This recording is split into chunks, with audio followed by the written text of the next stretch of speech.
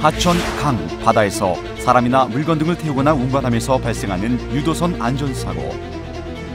1987년 6월 해금강 유역에서 발생한 사고로 총 36명이 사망하는 피해가 있었고, 중국 단양에서는 정원 추가로 인한 화재로 29명이 목숨을 잃기도 했습니다.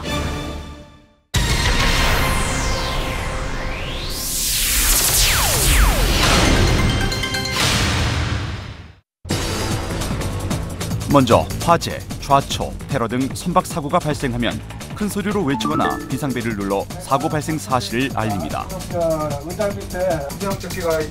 위험한 상황이 되었을 때는 의자 및 또는 헌실 내에 보관된 구명동이를 꺼내 입고 물속에서 행동이 쉽도록 가능한 한 신발을 벗습니다.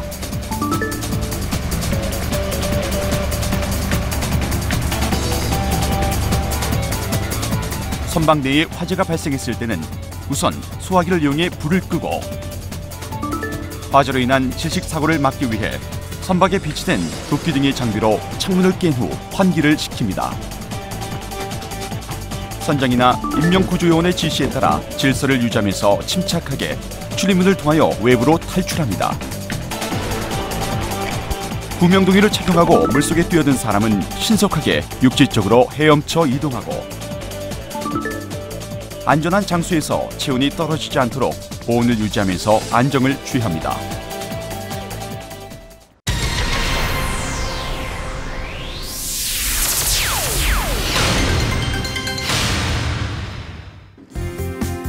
사고가 난 배에서 무사히 탈출하기 전 우리의 생명을 지키기 위해 어떤 것들을 꼭 챙겨야 하는지 지금부터 알아봅니다.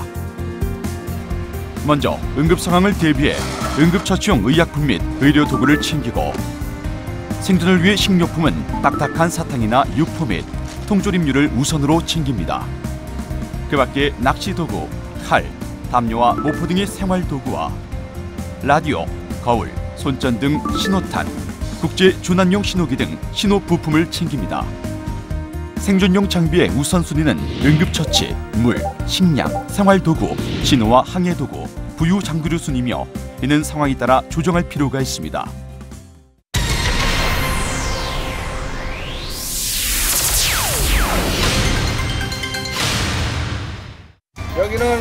여기는 자초됐습니다. 생존용 물품을 준비한 후 아직 시간이 있다면 조난 신호를 통해 구조 요청을 하는 것이 좋습니다.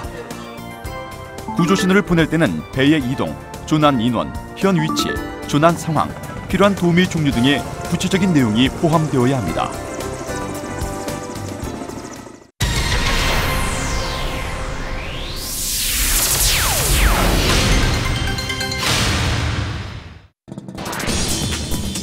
사고 선박에서 무사히 탈출하더라도 생명을 유지하기 위해서는 다음과 같은 행동 요령을 숙지해야 합니다. 배에서 탈출한 후 사망하는 사람들의 사망 원인 1순위는 익사가 아닌 바로 체온 저하인데요. 체온이 떨어지는 것을 막기 위해 가능한 한 빨리 구유물 위로 올라가 물에서 빠져나와야 하며, 그것이 불가능하다면 조금이라도 신체의 많은 부분을 물 밖으로 내놓는 것이 좋습니다. 물속에서의 활동은 최소한으로 자제해야 하며, 그렇지 않으면 신체의 열을 더 빨리 빼앗겨 위험해질 수 있습니다. 물속에서는 양팔을 서로 껴서 다리를 올려 당기는 것이 좋습니다. 이때 머리는 물 밖에 세워 머리와 몸을 가능한 한 최대로 보호하여 열의 손실을 줄여야 합니다.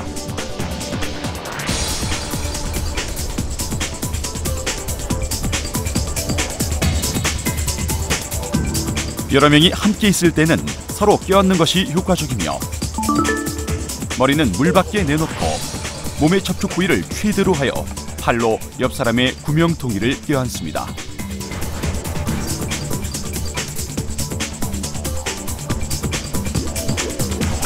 일단 물에 뛰어든 다음에는 부유물 등을 붙잡고 있어야 합니다. 부유 장구는 불필요한 체력 소모를 막아주고, 기본적으로 착용자를 물 위에 떠 있도록 유지시켜 생존의 가능성을 높여주는데요. 부유 장구를 준비하지 못했거나 주변에 아무것도 활용할 만한 물건이 없다면 입고 있는 바지에 부력을 넣어 부유 장구를 만들 수 있습니다.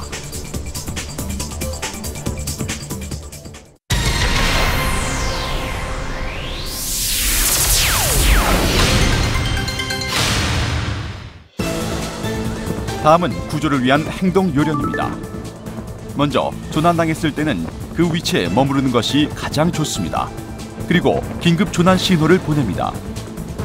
표류 중에 비행기나 배가 발견되면 조명탄이나 로켓, 연막탄, 신호기 또는 거울 등으로 구조 신호를 보내 자신의 존재를 알려야 합니다. 로켓은 36km, 손에 드는 조명은 9km 정도에서까지 보이기 때문에 야간에 사고가 발생했을 경우 신호수단으로 효과적입니다. 하지만 이러한 시각적 신호는 날씨와 대기 상태에 따라 그 효용성이 많이 좌우되며 때때로 관측되기 어려울 수도 있는데요. 날씨가 맑고 구조팀이 인근에 있다면 셔츠나 도치를 흔들거나 물장구를 치는 방법 등으로 자신의 존재를 알릴 수 있습니다. 자칫 사고가 발생하면 큰 인명피해로 이어지는 유도선 사고. 사전에 안전사고 예방수칙을 준수하는 것이 무엇보다 중요한데요. 철저한 대비와 훈련만이 사고를 최소화하고 소중한 생명과 지산을 지킬 수 있습니다.